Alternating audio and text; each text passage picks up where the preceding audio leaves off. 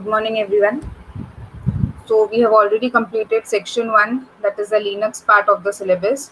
Today we'll be starting with section 2, which is the networking part of your Windows system. Okay, so networking servers, Windows servers, and different types of servers related to the networking will be studied in this section. Along with that, we'll also be studying different concepts related to the network. How is the network connectivity? Which are the different ways or which are the different technologies in which we can use our system to get connected to a network? So the sixth lesson is network concept, directory services, and remote access. So first topic is network related jobs. Now, if you want or if you are a computer engineer, it is not necessary that you have to do coding or you have to enter into a software company. You always have a chance to enter into a networking world, as well as you can do some kind of work in the hardware also. So when I say you can enter in a networking world, what does that mean? You have a different types of position for a networking person, or if you are expert in a network, there are different positions in the company. Which are those? We call them as a network related jobs. Okay, so we can call a person as a network administrator. Now network administrator has a multiple name, also called as system administrator or a LAN administrator. Okay, so that LAN is local area network administrator. Now to be a network administrator or a system administrator or a LAN administrator, what I have to do is, first we need to get certified from a Microsoft company as a system engineer or as a system administrator. That means I have to do a course of either a system engineer or a system administrator. I have to clear all those exams, and once when I get a certificate from a Microsoft, and then I can apply for these jobs, that is job for a network administrator or a LAN administrator or a system administrator. Then first person called as a network administrator, we'll see what does that mean or what are the duties that a network administrator does. Now a network administrator is responsible for all the network operations. So whatever network operation, right from the connectivity to sending, or for right from the connectivity to monitoring, filtering, everything is being checked under the network operation. That means right from the connectivity till transfer of data and disconnectivity is being looked after by whom? By a network administrator. So if I'm a client and if I'm connected to a network, my job is what? To just give a request and accept that request. Whatever is happening after my request and until I receive that response, everything is being handled by the network operation. Now, if I have connected a router at my place, what is my job is to just purchase that router, get subscribed to some internet service provider, pay some amount for that service, and just use the internet.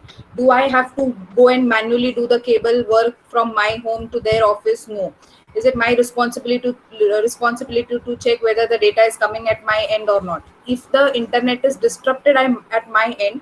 My job is only to make them intimate that my internet disconnectivity is gone. Later, whatever operation they will be doing will be done by whom at their end? Will be done by the network administrator. So the the function of a client is only to use that network, but whatever is happening behind the scene of using that network is being done by whom? By the network administrator. Now it is also responsible for all the key parts of the network. What are those key parts of the network? Again, same: connecting, disconnecting, checking whether what is being problem, why the internet connection is slow, or why the speed received at the particular end is slow. It is also responsible for creating, maintaining, and removing the user accounts. That means whenever I have connected to a particular network by the service provider, whenever I've connected to a particular service provider, what do at their end is they create a account with my username or anybody's username with whom I have subscribed to that particular internet connectivity. So maintaining that user account and checking the details of that user account, that at what time it was the user had connected, what was the speed that user had received, was there any disruption between the connectivity, at what time was the last login done, how many hours was the login done. All this is being maintained as a database, again by whom? By the network administrator. So how is this maintained? By creating, maintaining, and removing the user account. And what is that user account? The clients or the user who have subscribed for that internet connectivity. Now it is also responsible for a network administrator to take a backup of what? Not a backup of the client's data, but the backup that is received over the internet connectivity. So if I've transferred you a file from my system to, say, your system through a mail or through any other exchange or through remote access or something like that, that means if whenever a data is transferred with an internet connectivity, and whatever data has gone through that internet connectivity, a backup of that copy is also maintained at the administrator end. So if at all my data is completely lost and if I haven't taken a backup at my end, what one thing I can do is I again ask for the data at the to the server. If at all server does not reply me from that data, I can always connect to my internet the network connect service provider and ask for the same data as it was transferred through the network cable. Then since I'm taking the backup and the data is exchanged through that internet cable, I have to see that a network administrator provides with a good network security. That means he has to always, as it is written that the maintaining work is done, what that maintaining includes, it also includes monitoring the traffic which is going by each and every cable from that particular service provider. So if I am a service provider and I have provided 5 connectivities to you all, I will be checking all that 5 links, whether is there any kind of a attack or not, or whether the data is getting reached properly to the destination without any virus or without any worms or something like that. So I have to also take care of every network security of the data that is getting transferred over my cable. Now what is that, what security I have to check, all those will be learning at the end of this lesson. Okay, the next is adding the equipments and managing. So if I am a user of a particular network provider, what I have to do is they will be telling me that you have to purchase this particular router.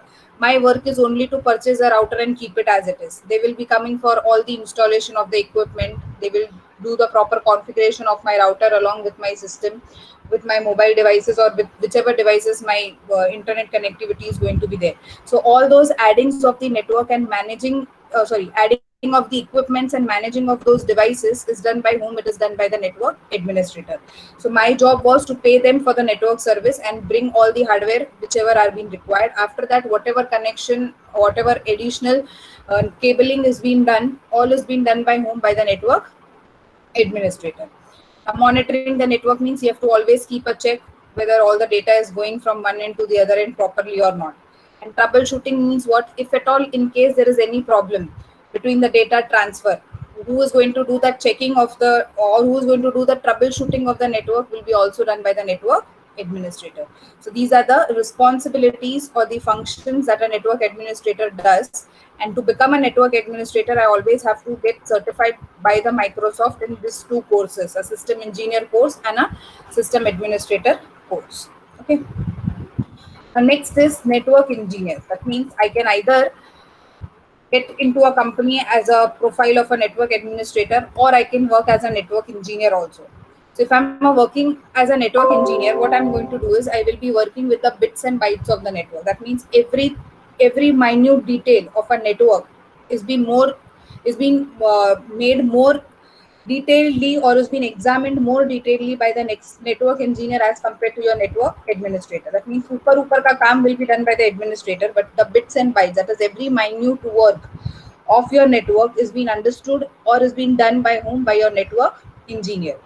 Now the person who is a network engineer not necessarily can hold a degree of a computer engineer, but can also have a degree of an electrical engineer. So all the electrical work along with the other works are being done by whom? The network engineer. So that electrical part was not covered by the administrator. It was only restricted to the equipments, to the connectivity, to monitoring and troubleshooting. But the electrical work which is being handled is additional with respect to your network engineer. Now he should also be expert in a NOS. Now what is this NOS? It is a network operating system. Now Windows Server, Server 2003, Server 2007, what are these? These are the network operating system. So every detail of that network operating system is being better understood by whom? By your network engineer. Your administrator can never handle any troubleshooting work related to NOS. Why? Because he is not aware about what is NOS. So all that things are being done by whom? By your network engineer. Now how that network operating system works, that also we'll be seeing in this lesson. Okay. Next is all the networking devices, that is switches, bridges, routers, hub, whatever you have studied in your CN. All those networking devices are also looked after by whom? They are looked after by engineers, network engineer. What is the work of administrator in case of devices? Just to connect that devices. But if at all there is any fault in that device, who is going to verify that device? It will be verified by the engineer. But if at all there is connectivity issue with that device, that connectivity will be looked after by the administrator. Okay, so that is a difference in an administrator and an engineer, where administrator does not know anything about the devices. It knows the connectivity with the devices. Second, your administrator does not know anything about your electrical work related to network, but your engineer, network engineer, knows everything related to the electrical work. Your administrator is not at all aware about the network operating system or any kind of monitoring or managing of or troubleshooting of your NOS, whereas your network engineer knows everything, every in and out of your network operating system. Okay, so the requirement of both is necessary if I am providing you an internet connectivity or if I am a service provider. So I will at my end I will require engineer also, I will require administrator also. दोनों में से एक रहेगा तो the whatever problems I may face to with respect to any internet connectivity I won't be able to solve. So both the requirements are very necessary if I am any kind of service provider. The next comes the network architect and designer. So as the name suggests, what is that architect and designer going to do? It is going to be designing the entire network. Okay, so if ये जो devices है, router, hub, switches, how they are operated, on which layer they are operated, who has designed everything, or who has used or who has applied that designing work is done by your network architect or a network designer. So this architecture or designer will not be knowing anything about this electrical work, neither anything about the security or any key parts or any network operation. The work of the network designer will only be to design a network and give it ahead to either administrator or to an engineer. Okay. Hardly what it can be able to do is handle the networking problems. Means if at all and if there is any small network जहाँ से connectivity नहीं मिल रहा है because of the layout or something, because of any design, that only will be handled by the designer. But if it is in more detail, the work cannot be solved by the designer, or that issue will never be solved by the designer. It has to be transferred ahead either to the administrator or to the engineer. So the work of designer is only to design and finish. Rest all will be either managed by the administrator or by the engineer. Okay. Other related jobs are database administrator, email administrator, web designer, network support technician. So these are the additional jobs or additional profiles which also come under the networking jobs. But the main three profiles are either administrator or working as engineer or working as a designer. So if I enter into a networking field or if I become a master in a networking, I can always apply either as an administrator or engineer or the designer into any of the company or with any of the service provider. Okay, is this clear up till here?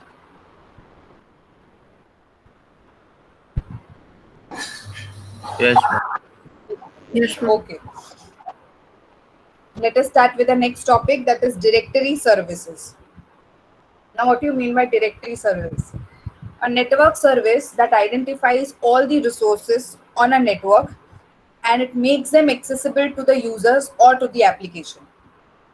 Now, it is a type of a service which is going to do what? It will be identifying some resources. Which resources? The resources that are on the network. Okay.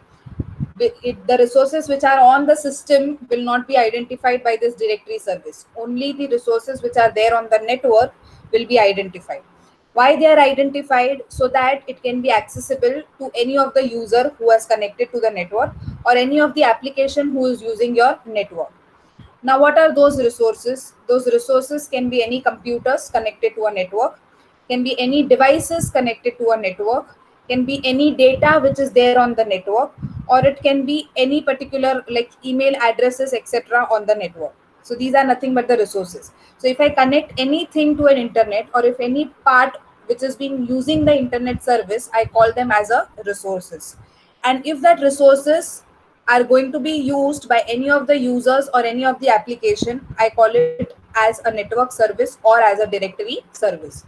So if my computer is connected to a network today, and if I'm sharing my this data to you all on this through this Google Meet, what am I doing is I'm using a directory service.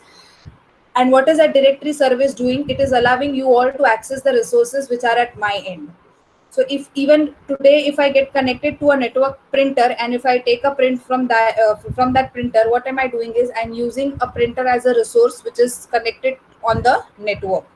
So any device or any equipment or any computer or any data which is there on the network and which can be taken by any of the user from anywhere is considered to be as a network service, also called as directory service. Okay. Ideally, a directory service should make a physical network topology and protocol transparent so that a user on any of, sorry, just a minute.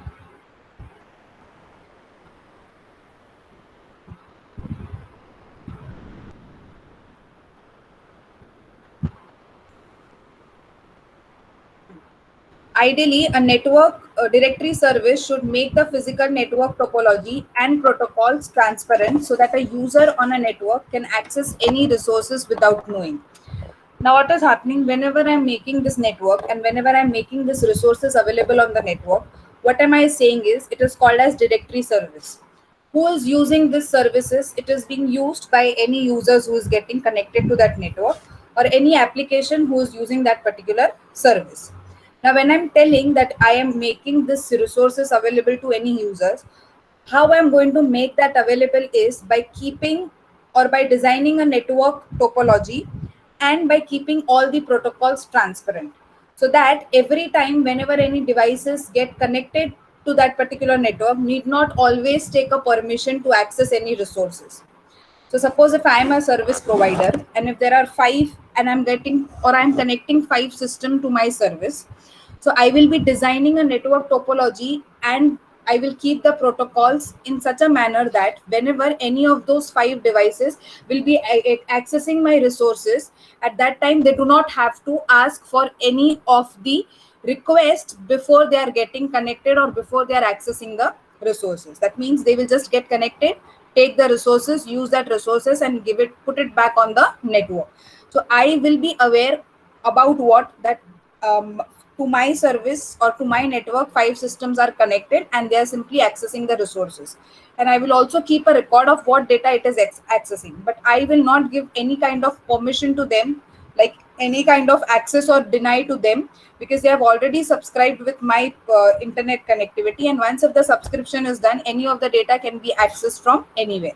So how is this happening? Because I have kept everything, every access as open, so I have not kept any kind of protocols or any rules to be followed before they are taking or exchanging the data. Since there is no rules or no protocols, since everything is transparent, so you just have to get subscribed to my connectivity. Once if the subscription is done, you can simply take any data and put any data back on the network. Okay, so if you are making or if you are using this directory services, see to it that that service provider has to check whether the protocol always has to be open. That means it does not have to follow any kind of rules before transferring any data.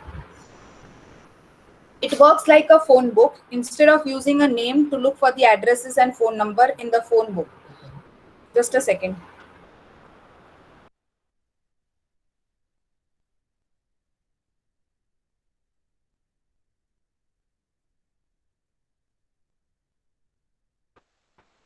So it works like a phone book instead of using a name to look for the addresses and phone number in the phone book. Now, how does it works like a diary that we are going to see? If you have any query for any service, you just have to use a service name and the directory service will be available to you or it will be given to that particular user. So what I do is, if I have a diary, how do I store the numbers in that diary with the names? So say suppose if I want to store Kiran's number, what will I write? I will first save the name as Kiran and then I will type the number and I will save the contact. So whenever I want to search the number for Kiran, how am I going to search? From the name that I have stored as Kiran. Will I search with his phone number 98333? No, because like that I have stored thousands of numbers and I cannot remember those numbers. So to remember those number, I have already given a name also. So I will be searching my phone book with the name.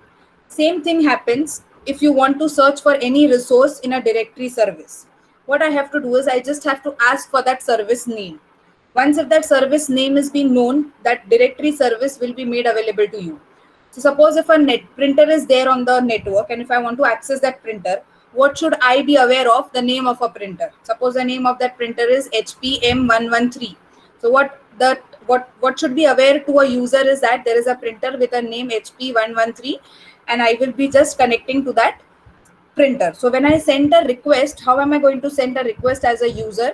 I will be sending a request as printer HP113. So what will happen is I have requested for a resource with the name, and with the name the resources will be located from the network, and then the directory service will be providing to me with that resources. I will not be giving any kind of IP address of the system where that printer is connected, because I am not used to by remembering the numbers, but I am more used to by remembering the names. So how we search for any particular contact in the diary book, at the same way your resources can be searched if they are in the directory service. You just give the name. With the name, the service or the resources will be made available to the user. Okay. Then we have different types of directory services. Which are those? The first is novel e-directory, called as network directory for all the operating system. Then we have Windows NT, which is yet not complete. Not complete means it does not have each and every function which other directory service provides. We have Microsoft Active Directory, which works for mainly for Windows Server. We have X.500 DAP, Direct Access Protocol. And then we have LDAP, okay, Local Directory Access Protocol. So all these are what? These are nothing but the directory service. And what are all these directory service doing? They are providing some or the other kind of resources to all the users and the printers who are there inside that networking system, or which are there to that particular network. So every of these directory will be giving some or the other resources, but the method used by each and every directory will be different. But the purpose is to give the resources to the user and to the applications whichever are connected on the network. Now let us see the first one, that is novel e-directory. So what is that e-directory? It uses a master-slave approach. What is that master-slave approach? You have a client-server approach where you have multiple clients and one single server. Your request comes from your client side. It is being looked into by the server. Whatever the request is, the response is sent to that client. That means the resources are exchanged in an approach of a client and a server. That is what is called as master and slave. So your one master is called as server, and the other client machines are called as the slave. Now it is available for all the operating system. Available for all the operating system means the C directory can be used by your Linux operating system also, and it can be used by your Windows also, as well as it can be used by your Mac operating system also. So this directory service can be accessed by any of the operating system. But if it is working into any of the operating system, it is always working in a scenario of a client and a server, which is nothing but master and a slave. Therefore, it has a tree-like structure, which is called as a client-server structure. So server at the top and all the clients at the bottom. So the communication is always bidirectional. That is from client end, that is low level to top level, as well as from top level to low level. It contains different object types. Now, what are those object types that we'll be seeing in the slide ahead? So just remember that this directory uses some kind of object types. It is in the form of countries, organizations, and unit. How is this connectivity coming? Connectivity is coming from different countries to different organizations, and then from an organization to different units. Okay. So for example, now the service may be provided by the service provider in a country called as India, as well as in a country called as USA. In an Indian country, this service is being used by, suppose, Accenture and Microsoft. So now Accenture is an organization, Microsoft is also an organization. So both of these organizations are connected to what? They are connected first to a country. So which is that country? It is connected to India. Okay. So from a country, it is being given to an organization. From an organization, it may go to different units. Now from Accenture, which is in Delhi, say suppose, now the same connectivity can be provided to the users which are in Mumbai, which are in, say suppose, Rajasthan, in Gujarat, and so on. So units are nothing but the different parts or different locations where the same internet connectivity is provided. So what is happening? My service or my directory service, which is a novel e-directory, remains common for one particular organization or all the units of that organization belonging to that particular country. So in India, if I have 1,000 locations of Accenture, so all those 1,000 locations are going to get a same directory service, which means what? They are going to access the resources from a same network. Okay, so therefore it has been designed in an hierarchy, like from a country to organization and from an organization to a particular unit. Okay. Then next is Windows NT. Now what is Windows NT? Here, an organization is divided into different domains. Here the organization were into units. Here your unit is replaced with a term called as domain. Now each domain has some two parts, which is that PDC and BDC. What is PDC? It is primary domain controller, and BDC is backup domain controller.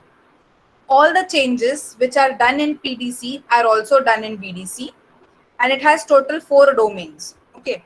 Now what is this PDC and BDC?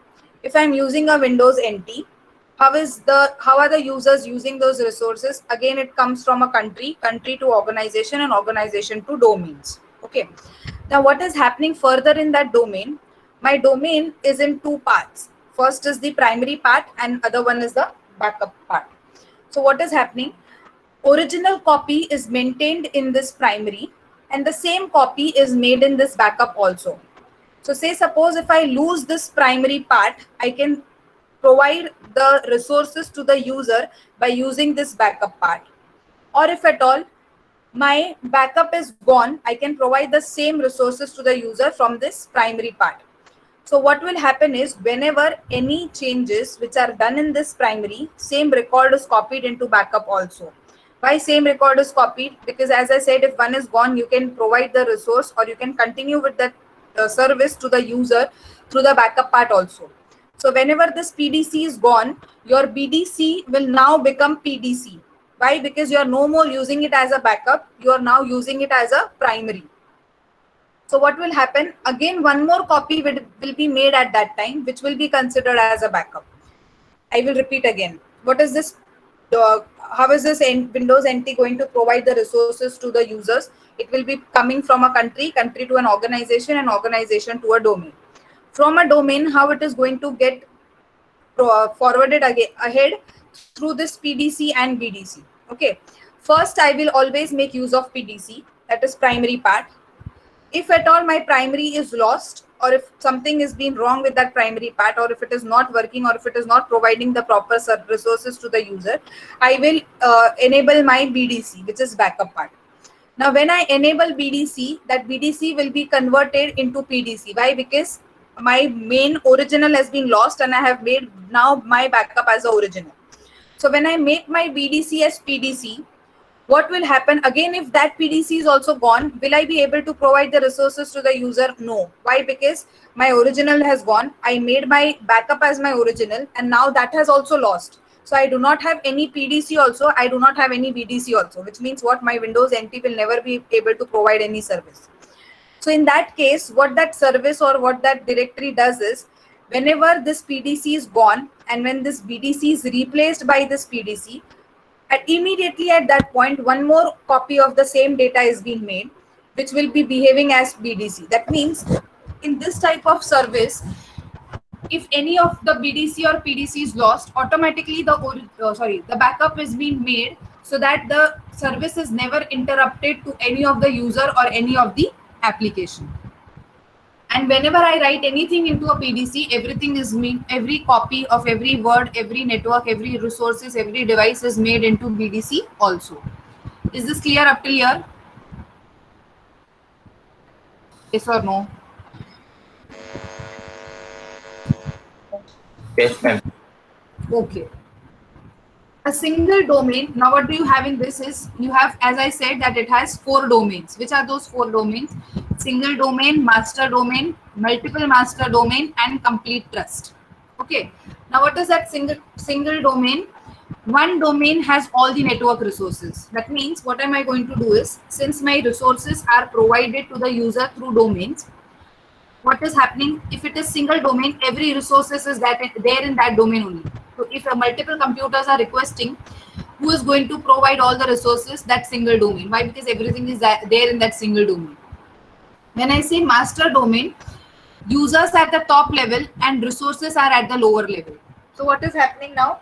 I have divided my master, or I have divided my master domain into two levels, and I have separated my users into one level and resources into one level. But what was happening in single? My users were also in one only, resources were also in one domain only. Whereas in master, I have separated both the things into two different levels, where the users are at top level and resources are at lower level. Now, why users at top and resources at lower? Because the person who is sending a request or who is getting the response always kept at the top level. So the major work is whomsoever does is at the top level. Even if you see this E directory, as I said, client and server, in which the server is at the top. Why the server is at the top? Because the active or the component which performs the major work is always kept at the top level. So since out of client and server performs major of the work, therefore server is at the top. Here also, since user performs more over the work, therefore user is at the top and the resources are at the lower level.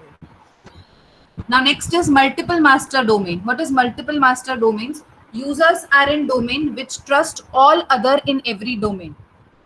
Now what is happening? I have separated a user and I have separated the resources. Where they are separated in the master domain. But before that resources are exchanged between the users, what is going to happen? I should have some kind of a trust in between the users.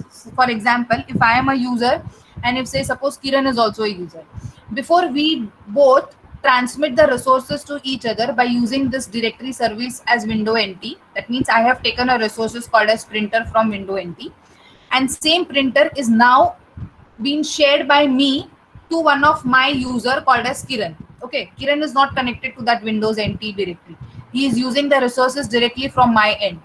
So when I am transmitting any resources or any data to Kiran, I should have that trust among us.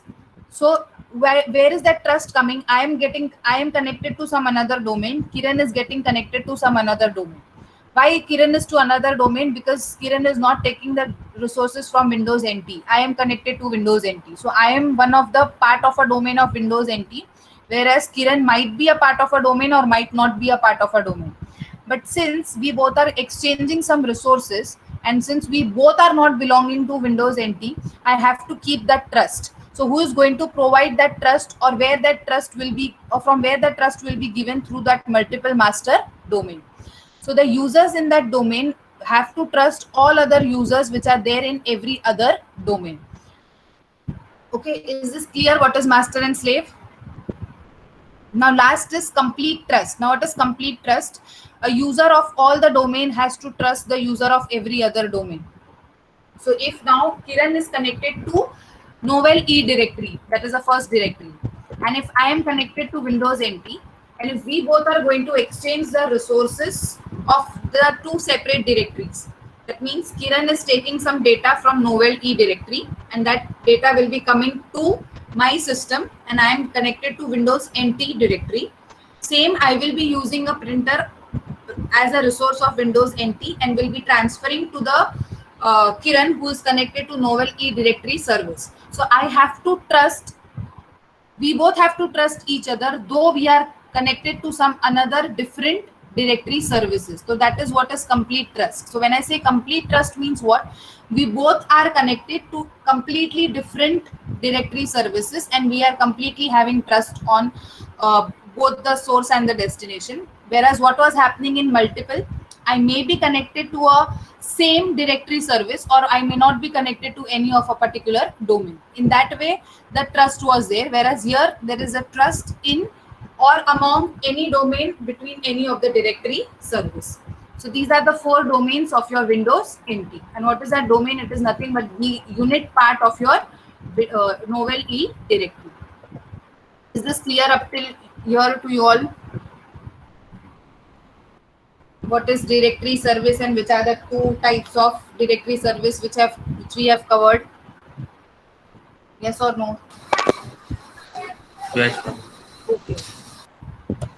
Let us go to the next, which is Active Directory. So we have seen Novel E directory, we have seen Windows NT. Now we'll see Active Directory. What are all this directory doing? Every directory is going to give you some resources to the user or to the application. So Active Directory is a Microsoft product that consists of several services which are running on the Windows server to manage the permissions and access to the network resources. Now, Active Directory stores the data as object. Now, as I told you, we had seen here something called as object types. What are those objects and object types that we'll see over here in Active Directory? So, Active Directory is what? It is a product or a directory service of a company called as Microsoft. What is it? Where does it run? It runs generally on the Windows server. So, if I have Windows Server 2003 and all, which is a directory service into that operating system, it is the Active Directory. It can be Windows NT and Novell and the other types, but generally it is Active Directory. Now, what is happening in this Active Directory? It is storing the data. Since it is resource, so data is also considered as one of the resource. But how is this resource stored? They are stored in the form of a object, or these resource data is stored in the form of a object. Now, what are those objects? They can be in any element like a user, a group, application, or a device, like that. So when I'm telling a resource, your resource in Active Directory will be now changed to a term called as object. So your Active Directory is providing what to the users? It is not providing resources, but it is providing the objects. What are those objects? They are nothing but the resource. Which resource? Can be a user, can be a group, application, or a device, or any kind of a data. Okay. Objects are normally defined as either resources like printers or computers, or it may be any kind of security. That means, what is that security? It is managing the permissions and access to the network resources, which is not done in your Windows NT and in your E directory. That means it may be security here, but it will not be directly from the directory services. It may be through a network engineer, or it may be through any other algorithms into the network or into your computer system. But here the security is provided by the directory service itself. So along with the resources, it is also providing security. What is that security? It manages the permission of access for each and every network resources before the permission is being given. Okay, so that is what is Active Directory. We are going to study this Active Directory in detail, as that is a major part of your Windows server. So we'll be having Active Directory in detail. So what is that directory? It is going to provide you the resources, but we do not call those resources as resources. We call them as objects. What are those objects? Can be sharing of users, group of users, applications, devices. Along with that, it also enables the security. And what is that security? Managing the permission over the network. Okay. Now next is X.500 directory service. What is this X.500 directory service? It is a standard way to develop an electronic directory of a people in an organization, so that it can be a part of a global directory available to anyone in the world with internet access. Such a directory is sometimes called as global wide page directory. Now what does this mean? It is called as electronic directory. Now what is that electronic directory? I am going to maintain the records of all the users, that is all the user and application, whoever are accessing those resources. All this data will be maintained in an electrical format. Electrical format means in the digital format. And whenever this data is being created in the digital format, it is being shared to each and every people of an organization, so that it can be accessed as a global directory. Now, how is the hierarchy of this? Again, it is from a country to organization to a unit. Okay. So if as I said, India has an organization called as Accenture. Accenture is located in 50 other locations, which are called as units. Okay. So what are these all? A country India, company Accenture, and all of its unit using? All this three hierarchy is using a service called as X.500. Now, if at all a branch in a Kalyan wants to know what resources are currently being accessed by the branch Delhi, how can I know these details? I can know this detail if it is being prepared digitally. And after, if it is prepared digitally, is it shared globally or not? So if it is shared globally, every other unit will be able to know what is the other unit using or not. So what is the purpose of using this X.500 directory is that if I belong to a same organization, and if a data, or sorry, if I belong to a same organization, and if that organization is connected to a same directory service, all of its units should be aware about the details of every other unit. Why? Because they belong to a same organization. So every units of the Accenture should be knowing the details of every other units. What kind of details, that what resources are being used, what data is being exchanged, how they are being exchanged, all these details. Who will be maintaining all this detail? It will be responsible of your X.500 directory service. So when I say that they develop a electronic directory, means what? They are keeping the record that this particular unit, that is Kalyan branch, is accessing this particular resources at this particular time by so many users. Again, a Delhi branch has been using this resources, were being used at this particular time and by so many users. So if I maintain this directory, and if I keep it only at one particular location, and if I do not share it, still the other users will never be know. But if I make it a part of a global directory means if I share it on all the machines or all the server of that organization, I make consider it as a global. That means I have shared to every server of every location, and now they are aware about each and every unit that which belongs to a same organization. Okay. Such a directory is sometimes called as global white page directory. So when I share it as globally, what do I call it as? Global white page directory. And what does that global means? Every detail of that particular organization with respect to that particular directory service is being aware or is being known to each and every user of different units belonging to a same organization. Okay. The idea is to able to look up the people in a user friendly way by name, department and organization. So by doing this, what do I come to know? That which department of which particular organization is, or which particular user is accessing to that particular resources.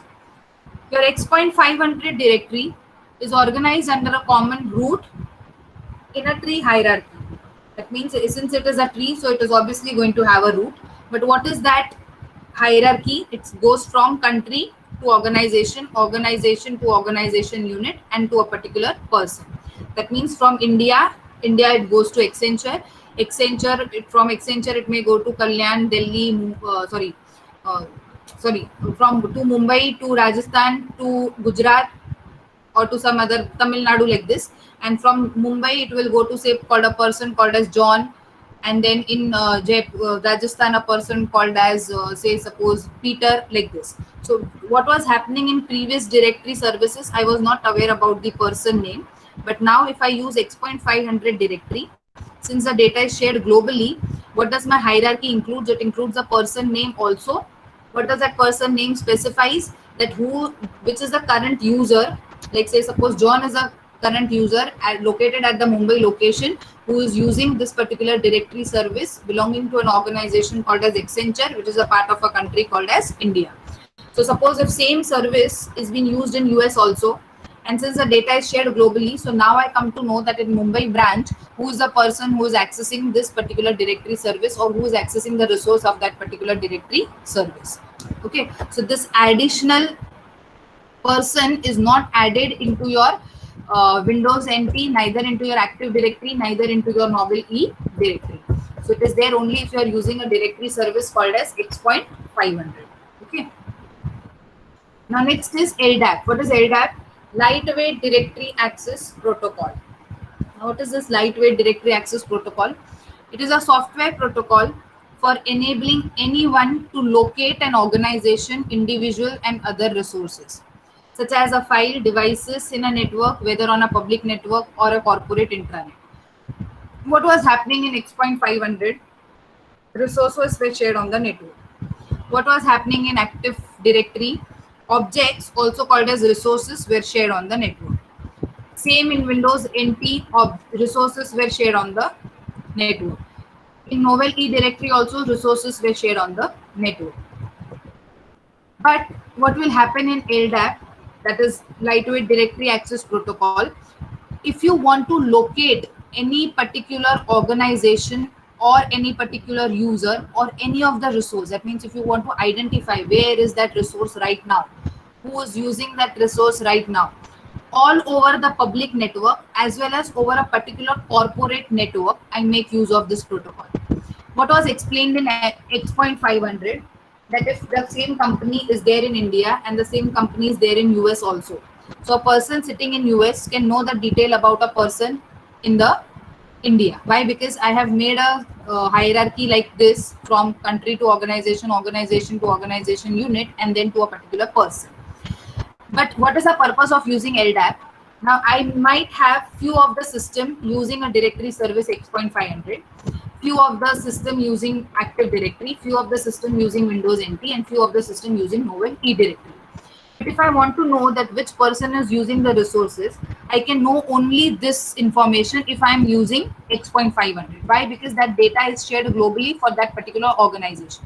I cannot identify the same data, that where is my resource and by whom it is being used, if it is Active Directory or Windows NT or eDirectory. But along with this directories, that is the remaining three directory, Active, Windows NT, and Novell, if I use this LDAP, even if they are connected to some organization or even if they are part of a public network, I can identify this. Why? Because the purpose of this protocol is to identify which is the user or which is the organization which is using that particular resources, and what is that resource which is being used by that particular user. Okay, so if I want to know this detail, with X.500 it is already inbuilt, but with Active Directory, if I want to know, I also have to use that LDAP directory. Same thing if I want to know with Windows NT. So along with Windows NT, I also have to use LDAP directory. And same if I want to use with Novell eDirectory, I also have to install Novell eDirectory as well as my LDAP directory. But I do not have to install LDAP separately if it is X.500. Why? Because it is there already in this service, or this function is already there in your X.500. Okay. LDAP is a lightweight, that is smallest amount of code version of directory service, which can be a part of X.500, a standard for directory service in a network. So what is it? Can you see this line? Which is a part of X.500. So this LDAP functionality is already there inside this X.500 directory. You do not have to install it separately, whereas you have to do this if it is any of these above three explained directory service. Okay. Now you have different models whenever you install this LDAP directory. What are those models? One is information model, other is the naming model, the third is the functional model, and the last is the security model. What is information model? Structure of a data is stored in the directory. Okay, what is a directory? Again, as I explained previously, the name of the resources is being stored, and if you want to access, you can directly access from the name. You do not have to remember any kind of numbers or any kind of code. So the data is stored in the directory by the name. So how is that data stored in the directory? It is stored with the help of the information model. Naming model will tell you how to organize the data. So organization of the data is being done by using which model? By the naming model. So as soon as the data is stored in information model, your naming model will get activated and it will give the names to each and every resources or the service which is added in this particular directory. What is functional model? It will explain you how to work with the data. So how to work with that particular data, that is how to access, how to give the request, how to take the response. Everything is explained in the functional model. And how to keep your data secured is being handled by whom? By the security model. So when I activate this LDAP directory, or when I install this LDAP directory with any of the above directories, what is going to happen? The directory will be operated in these four models. Whenever the data is coming or whenever any resources is requested, where is that resource request stored? In the information model. How it is being given access to that particular resource to the user? Through the naming model.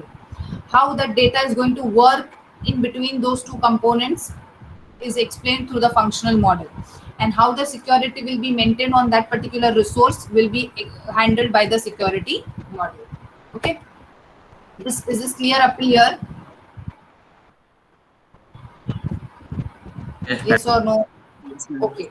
So what we have done now up till here, we have seen what is a directory service, So it is nothing but a network service. What is a network service? It allows any of a user or the application to access any kind of resources. Those resources can be any data, or it can be any data available on other users' system. It can be any networking devices or any computer or any networking equipment. All these directory services are there on the operating system. But which are those directory services? It can be either Novel E directory or a Windows NT directory or an Active Directory or X.500 and LDAP directory. Now, if it is Windows, it is preferably Active Directory which is installed. In all the other directory service, we get resources from the network. In Active Directory, the resources are being given with another name called as objects. One advantage of using Active Directory as compared from other directory services, what it looks after the permission access also, which is not there in any of the other directory. The next advantage of using X.500 is what we come to know the detail of each and every organization, the country in which the organization belongs to, and what are the person who is using the resources from that particular organization. But if you want to use this same function with the other directories, you have to install LDAP directory service, whereas in X.500 that LDAP is inbuilt. So whenever I install this LDAP, it always operates or functions by using its four models, that is information, naming, functional and security model. And all of these directory service uses a tree-like structure or a tree-like hierarchy, which starts from a root, that is country, country to organization, organization to unit. Unit gets replaced with domain if it is a Windows NT.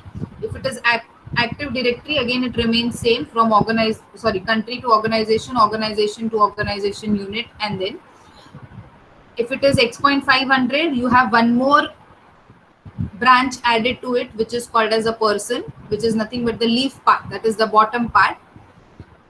And if it is LDAP, it does not work as in any kind of hierarchy. It just gives you the detail that where your resources are right now. So that means it is used to locate the resources. The function of LDAP directory is only to locate the resources.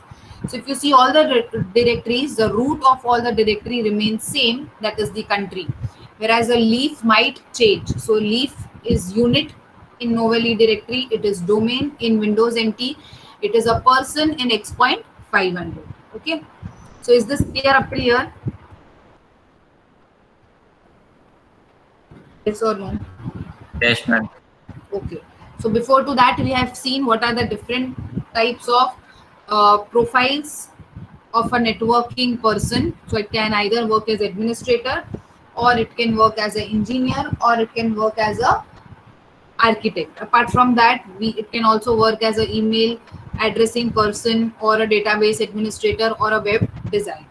Okay, so remaining we'll be doing the next topic, which is forest, trees and leaves, will be done in the tomorrow's lecture. Okay, so forest, trees, roots, leaves, all this will be started tomorrow.